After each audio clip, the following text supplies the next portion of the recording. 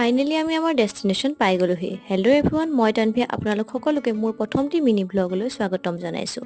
আজি আমি আহিছোঁ মাধৱদেৱ কলাক্ষেত্ৰ। মোৰ লগতে মোৰ বা আৰু মামী আৰু এইফালে ভণ্টি আহিছে আৰু ভাইটিও আহিছে। ভাইটি পিছে টিকট ল'ব ৰৈ আছে। তাৰপাছত আমি ইয়াৰ ভিতৰত সোমালোঁ আৰু সোমাই ইমান বেছি ভাল লাগিল, সঁচাই বহুত বেছি ধুনীয়া পৰিৱেশ। তাৰ পৰা আমি গ'লোঁ বাকীখিনিও চাবলৈ বুলি। এয়া হৈছে পাণ্ডুলিপি ভৱন, পিছে ইয়াত কেমেৰা এলাও নাই।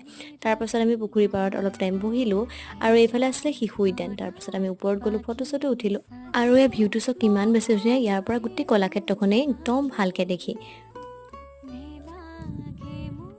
এইফালে আছিলে সংগ্ৰহালয় আৰু তাৰপাছত আমি সত্ৰত সোমালোঁ। এইফালে দক্ষিণ বহা আছিলে। সত্ৰত আমি গোটেইকেইটাই সোমাই সেৱা ল'লোঁ আৰু সেৱা লৈ পেলাই গৈ এয়া অলপ টাইম এয়া বহিলোঁ। বহুত বেছি ভাল লাগিল ইয়াত বহি, আমি অকণমান টাইম কটালোঁ ইয়াতে।